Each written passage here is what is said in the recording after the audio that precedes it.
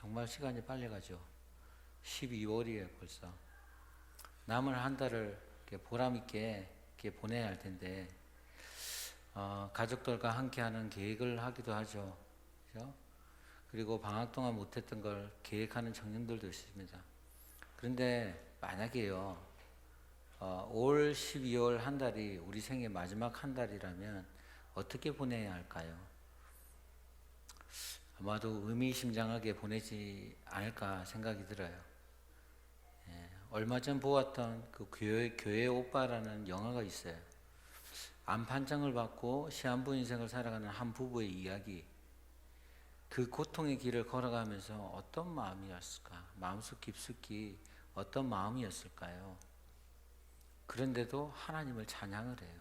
욥과 같이. 그렇죠? 그런데 우리도 모두 시한부 인생을 살고 있지는 않나요? 이 땅의 삶은 제한되어 있다는 거죠. 이 말이 우리를 안절부절 못하게 하는지도 몰라요. 그렇지만 이건 누구나 고민하는 사실이죠. 그리고 그 제한된 삶을 살면서 힘들고 지치는 상황들이 많이 일어나요. 살다 보면 근심이 생길 때가 많죠. 경제적으로 빡빡할 때도 있고 앞으로 진로나 학교 공부가 막힐 때도 많아요. 지난 금요일 밤에 제가 꿈을 꿨어요. 꿈을 꿨는데 우리 청년부 지체 중에 청년 한 명이 나타나서 그러더니 목사님 재정적으로 너무 힘들어요. 그러는 거예요. 자다가 벌떡 일어났어. 얼마나 울었는지 몰라요. 답답하고. 안 그래도 한 주 내내 비가 쫙 내렸잖아요. 그죠? 비가 자주 오고 정들었던 청년부실도 치워야 하는 상황을 보면서 꿀꿀한 마음이 들더라고요. 그런데도 우리가 매주 주일 이렇게 예배드리러 오는 이유가 뭘까? 적은 숫자가 모였지만 그 이유가 뭘까요? 여러분은 왜 여기 교회 건물 안에 예배드리러 이렇게 앉아 있는 거죠?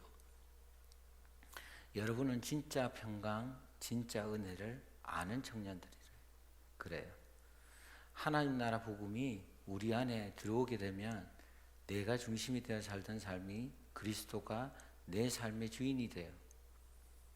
평강은 주인이 이끄는 손길에 이끌림 당할 때 오는 게 평강이에요. 그래서 실제로 내 삶의 현실은 자존심 상하는 일이 생기고 또 고통스러운 삶이어도 그 속에서 사랑과 공의를 펼쳐가시는 하나님 때문에 이렇게 내 삶의 주인을 확인하는 예배 자리에 오는 거예요. 길을 쓰고 오는 거예요. 그렇죠? 그게 복음의 능력 아닙니까? 로마서 1장 7절에 보면 바울이 로마 교회에 평강을 빌어주고 있는 내용이 나오는데요. 당시 로마 교회는 말할 수 없는 핍박 속에 있었대요. 그런데 바울은 그런 사람들에게 은혜와 평강이 있기를 기원하고 있는 거예요. 그 평강이라는 단어는 평화, 평안, 화평 그런 단어로도 번역이 되고 있는 단어인데요. 우리가 알고 있는 평강은 뭔가요? 그런 핍박이나 고난, 내 마음에 안 드는 일들이 다 사라지면 자연스럽게 생기는 평강, 그게 평강이에요. 그런데 바울은 그 상황을 바꿔달라고 기도하지 않아요. 바울은 그런 로마 교회의 현실을 넘어서 하늘 위의 은혜와 평강을 이야기하고 있는 거죠. 1장 7절을 보니까 원어로 보니까 무엇을 기원한다라는 라고 할 때 그 기원이라는 단어가 없어요. 무슨 말이냐면 바울은 그냥 은혜와 평강을 선포하고 있는 거예요.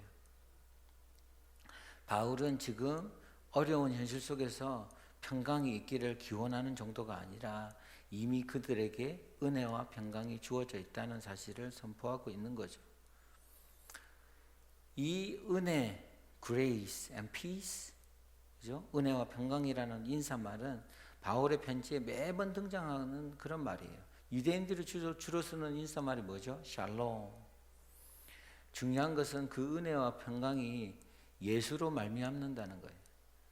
오늘 본문 은혜와 평강이라는 단어 뒤에 예수 그리스도로부터라는 말이 항상 같이 붙어 있어요. 여기뿐 아니라 바울 편지에 보면 은혜와 평강이라는 인사말 뒤에는 모두 예수 그리스도로부터라는 말이 붙어 있다는 거예요. 은혜, 평강, 이게 떨어질 수 없는 관계라는 거예요. 하나님의 은혜, 그 하나님의 은혜를 깨달은 사람들은 진짜 평강을 누릴 수 있어요. 그리스도를 통해서 얻는 우리의 평강은 세상이 주는 조건들과 무관하다고요. 예수 그리스도의 은혜를 아는 것에 달려 있다는 거죠.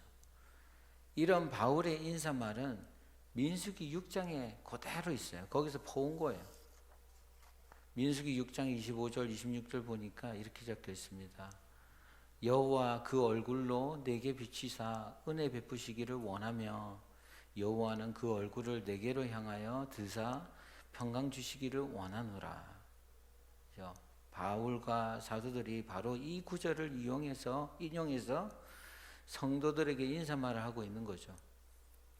이 장면이 무슨 장면일까? 이 장면은 제사장이 나실인의 희생을 근거로 이스라엘에게 복을 빌어주는 장면이에요. 나실인 알죠? 나실인 많이 들어봤죠? 자, 그 복의 내용이 뭐냐면 은혜와 평강인 거예요. 나실인은 하나님의 구별되어서 바치진 사람들이었어요. 하나님께 부르심을 받은 사람들을 얘기하는 거예요. 성경에 보면 삼손이 나실인이었어요. 그는 날 때부터 예수님의 모형으로 살았던 사람이고 죽는 순간에도 예수님의 모형으로 죽은 사람이에요. 무슨 말이에요? 예수로 죽고 예수로 사는. 믿는 사람들이 흔히 목회자들을 나실인이라고 하기도 하지만 엄밀히 말하면 우리는 모두 거룩한 제사장이에요. 그러니까 은혜와 평강은 나실인 그리스도를 통해서 우리에게 거저 주어지는 거라는 거죠. 간단하게 말하면 은혜는 예수로 말미암아 우리에게 거저 주시는 하나님의 선물이고 평강은 그 은혜로 말미암아 생기게 되는 하나님 백성들의 마음 상태를 말하는 거예요. 그러니까 평강의 상태란 마태복음 11장 28절 29절 말씀처럼 수고하고 무거운 짐이라는 상황, 현실이 바뀌어서 얻어지는 게 아니라 그 수고하고 무거운 짐은 그대로 있어요. 그대로 있는데 예수님이 이루신 일로 말미암아 똑같은 상황을 대하는 마음이 달라지는 거예요. 그게 평안이라고 하는 거예요. 그 상황이 바뀌는 게 아니라 그 상황을 해석하는 관점이 달라져요. 이런 평강은 그리스도를 통해서 얻어졌다고 성경은 기록하고 있어요. 이사야서 53장 5절 보니까 우리가 잘 아는 말씀이에요. 그가 찔림은 우리의 허물을 인함이고 그가 상함은 우리의 죄악을 인함이라. 그가 징계를 받음으로 우리가 평안을 누리고 그가 채찍을 맞음으로 우리가 나음을 입었도다. 자, 그가 징계를 받음으로 우리가 뭘 입었다고요? 평화를 누린다고 그러죠. 자, 예수님이 십자가에서 하나님의 징계를 받으심으로 우리에게 평강이 임해지게 되었다는 거예요. 예수님의 피가 평화의 통로라는 거죠. 그런데 그런 선물을 받은 제자들의 삶이 그 후로 평탄치가 않아요. 그렇죠? 제자들의 삶이 평탄치가 않아요. 오히려 그때부터 고생, 핍박 시작되었죠. 성경에 나오는 믿음의 사람들 보면 세상적 관점의 편안함과는 아주 거리가 먼 삶을 살았어요. 그들의 평안은 영적인 소망에 뿌리를 두고 있었던 거죠.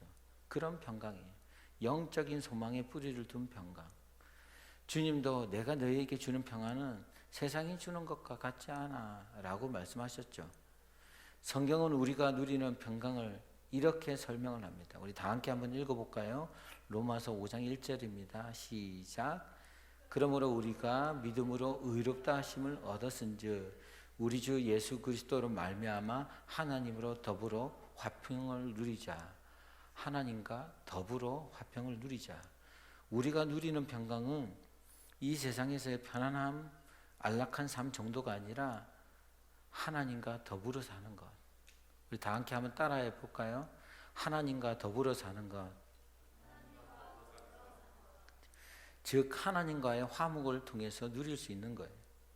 그래서 하나님과 화목되지 않고 복음과 관계없는 사람들은 그 선물의 소중함을 알지도 못하고 깨닫지도 못해요. 그래서 세상이 줄 수 있는 편안함과 성공을 추구하게 되는 거죠. 제가 이제 복음 전도 하다가 보면 가끔 이러시는 분이 있어요. 어떤 자매를 만났는데 저는 성당이 저한테 맞는 것 같아요 라고 하는 청년을 만난 적이 있어요. 그래서 제가 뭐라고 얘기했냐면, 성당에 가면 뭐가 제일 맞는 것 같아요 라고 물으니까 이렇게 대답을 하더라고요. 성당은 일단 예배 분위기가 조용해요. 그리고 건물도 앤틱해서 마음이 평안해진다는 거예요. 그런데 여러분은 어떠세요? 여러분은 어떠세요? 성당은 일단 예배 분위기가 조용해. 그죠? 성당 다니는 사람들만 그런가요?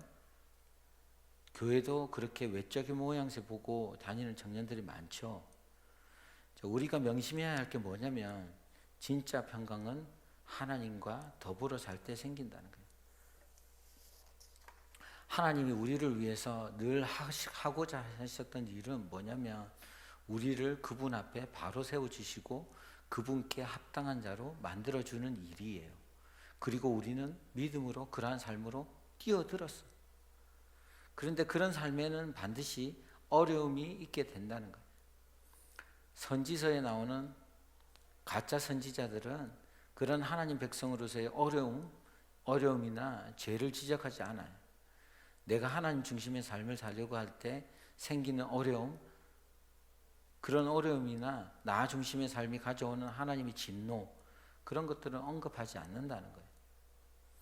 요즘 요한계시록 큐티 내용도 보면 하나님의 죄를 향한 진노의 내용이 그대로 담겨 있죠. 그런데도 그런 걸 가르치고 지적하면 어때요? 예배드리러 온 사람들이 불편하기 때문에 잘 언급하지 않는다는 거예요. 그걸 알아야 그 자리에서 건져주신 하나님의 은혜가 얼마나 큰지 알게 되는데, 인간의 나 중심의 삶이 얼마나 허황된 건지 알게 될 거 아니에요. 그런데 언급하지 않아요. 우리는 주로 듣기 좋은 말씀, 가슴에 감동을 주는 말씀을 기대하고 예배를 드리러 와요. 그러다 보니까 사람들이 듣고 싶어하는 이야기는 하나님 나라 복음 이야기, 예수 십자가 이야기가 아니라 돈 이야기, 성공 이야기, 편안한 삶 이야기, 신비한 기적이나 치유 이야기, 감동 이야기예요. 그런데 환경을 초월하는 평강을 주시는 그 하나님의 은혜, 그 하나님의 은혜가 그게 진짜 감동 아닙니까? 예레미야 6장에 보면 거짓 선지자들이 하나님 백성들의 상처를 고칠 생각을 안 해요. 그저 어루만지면서 뭐라고 하냐면, 괜찮아, 다 잘 될 거야, 심판 같은 건 없어, 그리고 골치 아프게 뭐 죄의 문제 같은 거 뭐 너무 신경 쓰지 마, 그러면서 가짜 평강과 가짜 위로를 전한다는 거예요. 대충 넘겨버린다는 거예요. 수술을 해야 할 환자의 몸을 그렇게 만지면서 괜찮아 그러면 어떻게 되죠? 그 수술해야 될 환자가 결국 죽어요. 자, 당시에는 위로가 되는 듯해요. 치료가 되는 듯하지만 결국 그 위로와 치료는 자신의 목숨을 빼앗아 간다는 거 몰라. 그들의 관심은 사람들의 머릿수를 늘리는 데 있어요. 왜요? 왜 그럴까? 그 머릿수 하나하나가 다 자기 힘과 세력이 되거든요. 그 사람들의 영원한 생명에는 관심도 없고 엉뚱한 데에 관심이 있는 거예요. 그리고 죄가 뭔지, 하나님과 화목이 뭔지, 그리고 그게 왜 그렇게 중요한지에 대해서 전혀 모른다는 거예요. 여러분은 정말 하나님과 그 화목에서 평강을 누리고 계십니까? 그 피스를 엔조이하고 계세요? 여러분은 하나님과 함께 하는 게 너무 기뻐서 주변 환경 신경 쓰지 않고 아무것도 아닌 것처럼 느껴지시나요? 아니면 내 성적이 막 올라가고 월급이 좀 오를 때 더 마음이 평안하신가요? 주님은 그런 종류의 평강을 주러 오신 분이 아니라는 거예요. 성경에 보면 여러분이 잘 아는 인물이 있죠. 기드온이라는 인물이 있어요. 기드온 하면 뭐가 생각이 나요? 300용사? 300명 용사? 영화 300이 생각이 나죠. 그죠? 그런 그는 원래 연약한 사람이었어요. 그런 그에게 하나님이 사자를 보내서 여호와께서 너와 함께 하신다라고 하죠. 넌 할 수 있다. 용기를 주시라고 이렇게 보내세요. 그러나 기드온이 어떻게 얘기를 합니까? 하나님, 내가 지금 무슨 힘이 있다고 저에게 이스라엘을 구원하라고 하십니까? 하나님이 함께 하신다는 증거를 보여주세요. 바로 그 자리에서 지팡이로 고기와 무교 전병에 대니까 바위에서 불이 나와요. 그래서 그걸 다 태워버려요. 그런 체험을 하죠. 그게 무슨 체험입니까? 하나님을 체험한 거예요. 하나님을 만난 거예요. 그죠? 그 당시에는 하나님의 얼굴을 대면하면 어떻게 돼요? 죽는다는 생각이 있었어요. 그죠? 유대인들이 그런 생각들을 갖고 있었는데 그 자리에서 여호와 샬롬이라는 선언을 해요. 여호와 샬롬이 무슨 뜻일까요? 여호와로 말미암는 평강이라는 뜻이에요. 자, 하나님과 대면하고도 죽지 않는 그런 평강이라. 하나님과 대면하고도 죽지 않는 평강. 여러분은 어떠십니까? 우리 안에 성령이 들어와 계시잖아요. 우리 안에 성령이 들어와 계시는데 어떻게 죄인과 하나님이 그렇게 자리에 함께 있을 수가 있나요? 죄인이 죽지 않고 살아있어요. 평강은 하나님과 사람 사이의 관계적 용어이지 우리의 환경이나 소유에 의해서 좌지우지 되는 게 아니라는 거예요. 기드온은 여호와 샬롬이라는 평강을 깨닫고 뭘 하는 줄 아세요? 제일 먼저 했던 게 뭐냐면 이방신들을 다 깨부시래요. 이방신들 다 찢고 그 단을 헐어버려요. 그런 일들을 제일 먼저 해요. 그렇게 하나님이 주시는 평강은 세상의 조건과 관련되는 게 아니라 이 세상 거짓신들과의 전쟁을 말하는 거예요. 자, 거짓신들은 우리에게 뭐라고 얘기를 하냐면 돈이 있어야 사람 행세할 수 있어. 그렇게 살 수 있어. 성형수술을 해서라도 우리 자신을 돋보이게 해야 돼. 라고 얘기를 해요. 여러분, 근데 사는데 돈이 좀 모자랄 수도 있고 공부를 더 하고 싶은데 못해서 마음이 많이 아쉬울 때도 있죠. 저도 굉장히 불편한 내 몸이나 센스 없고 좀 덜 떨어진 제 자신을 보면서 얼마나 절망하는지 모릅니다. 그런데 중요한 게 뭐냐면 시험을 망치고 속 썩이는 사람 때문에 힘들어도 그리스도가 이루신 하나님과의 화목이 취소되지 않는다는 거예요. 그죠? 어차피 천국에 가져갈 수 없는 모든 것들이 그런 것들이에요. 헛된 것들이잖아요. 여러분이 가지고 있는 모든 게 천국에서 아무 쓸모가 없다는 거예요. 어쩌면 그렇게 우리 마음을 빼앗고 있는 것들이 털려야 하나님에게만 집중할 수 있다는 거예요. 하나님과의 화평이라는 것의 가치를 잘 알아야 해요. 우리는 제한된 세상과 사이좋게 지내면서 그들의 도움으로 우리 욕망을 채우기를 원해요. 그러니까 하나님 나라 복음이 불편한 거예요. 하나님 나라 복음이 불편해요. 이 땅에서 하나님 나라를 살아야 하는데 본인은 다른 종류의 평안을 구하고 있는 거죠. 그리고 나랑 상관없는 하나님과의 평강을 이야기하는 목사가 못마땅해요. 하나님과 화목하지 않아도 이 세상에서 사는데 별 불편함이 없지요. 그렇지 않아요? 다 별 불편함이 없어요. 그런데 그 보이지도 않는 그 하나님의 다스림 속으로 들어가서 그분께 붙들린 삶이 복된 삶이야 라고 하는 목사가 불편한 거죠. 그래서 구약의 선지자들이 이스라엘 백성들에게 그런 취급을 받은 거예요. 뺨 맞고 수염 뽑히고 돌로 맞고 수모를 당하고. 바울도 그랬고요. 예수님의 제자들이 전부 그 수모의 길을 갔어요. 거쳐갔어요. 그 중심에 누가 계셨죠? 예수님이 계셨다는 거예요. 예수님은 하나님 나라를 가지고 이 땅에 내려오셨어요. 그 하나님 나라를 소유하지 못하는 사람은 전부 사망으로 던져지는데, 그죠? 그런데 예수님은 그 하나님 나라를 소개하면서 뭐라고 하세요? 회개하라. 회개하라. repent. 그러죠? 그래서 가던 길을 완전히 바꾸어서 반대 방향으로 가라. 지금 너네가 가는 길은 멸망의 길이니까 그 길을 돌이켜서 하나님의 길, 하나님이 지시하는 길, 피조물의 자리로 돌아가라는 거예요. 그랬더니 그 말이 불편했던 유대인들이 어떻게 해요? 예수님을 죽이죠. 십자가에 못 박아 죽입니다.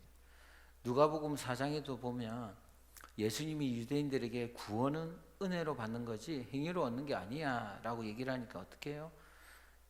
다 죽이라고 하잖아요. 예수님을 죽이려고 하죠. 그들이 예수님을 낭떠러지로 끌고 가서 밀어버리려고 해요.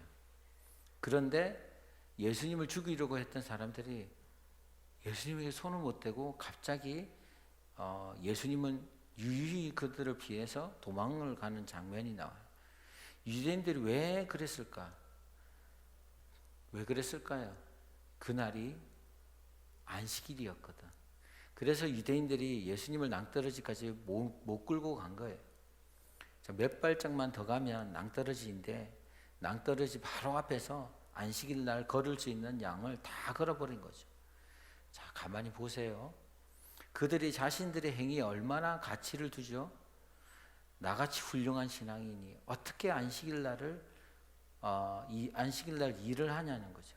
그리고는 그런 자신들의 행위를 근거로 자신들의 가치와 평강을 찾는 거예요. 그게 세상 사람들이 갈망하는 가짜 평강의 본 모습이. 자기 마음이 편한 대로 자기 행위를 끌고 가는 것. 여러분은 어떠십니까? 진짜 평강은 하나님은 택한 백성들을 보호하고 지키고 궁극적인 참 복을 내리시는 분이다라는 것을 신뢰하고 나아가는 거예요. 그 하나님은 당신의 신실하신 언약을 한 번도 실패하지 않으시고 이루신 분이시고 이루고 계신 분이고 앞으로 이룰 분이에요. 그죠? 그걸 성경은 계속해서 창세기부터 계시록까지 쫙 펼쳐가면서 이야기하고 있어요. 바로 그 하나님에게서 나온 평강이 진짜라는 거예요. 우리는 주님의 그 신실하고 인자하신 사랑에 붙들린 사람들. 나는 그 사랑에 붙들린 사람.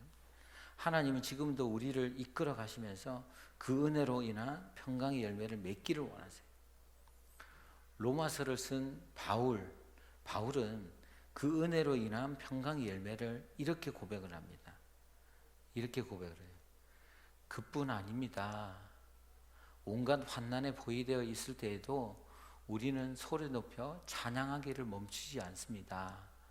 환난이 우리 안에 열정 어린 인내를 길러주고 그 인내가 쇠를 연마하듯이 우리 인격을 단련시켜주며 우리로 하여금 하나님께서 장차 행하실 모든 일에 대해 늘 깨어있게 해준다는 것을 우리가 알기 때문입니다.